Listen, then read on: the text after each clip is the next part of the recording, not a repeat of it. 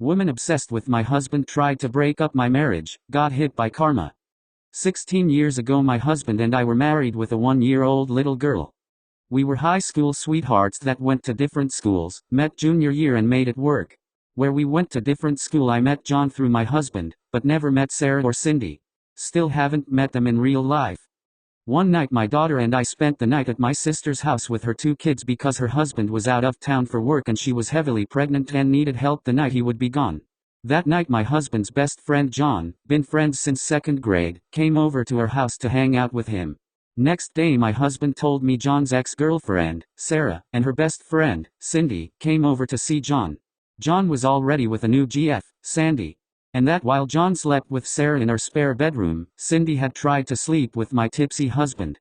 He kicked them out at like 2 a.m. My husband turned Cindy down, but apparently she had always had a crush on my husband. For a year afterward she would call his phone, didn't know how she got his number, we changed his number twice, she kept getting it and calling, playing music, saying lewd things, even sending emails saying how her daughter needed to be put down so she didn't end up being a BTCH like me. That they would jump me and bash my daughter's head in if they saw us out alone. Kept sending updates on where I went, asked how my DR's app was, how store name was, creepy stalker stuff.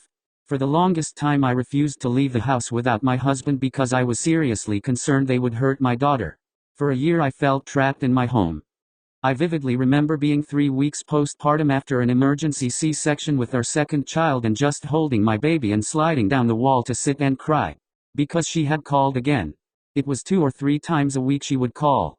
She always blocked her number and sent the emails from an anonymous email address. For a while I thought maybe my husband was talking to her, how else would she be getting his new numbers?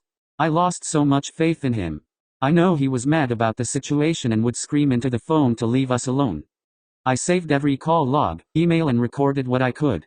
I sent an email to her throwaway and said I knew who she was and that I was going to the police for harassment. Spoiler alert, I already tried, but there wasn't enough evidence because she blocked her number and nothing traced back to her. However, we were 20, she was 19 and it scared her enough to leave us alone.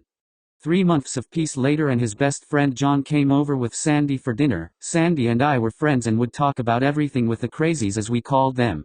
She asked how everything with Cindy was going, and I asked her how she forgave John for sleeping with Sarah. She lost it because she didn't know. He lies, says he didn't and that my husband got it wrong, that they were just talking. Sandy didn't believe him and then John screamed at me. This is why I kept giving Cindy his number, she would be a better match for him.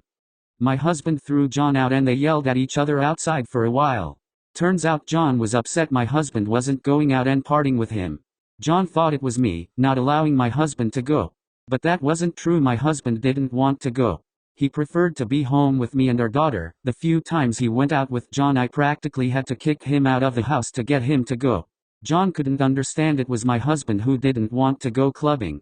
My husband has never been a clubbing guy. He hates people and loud music.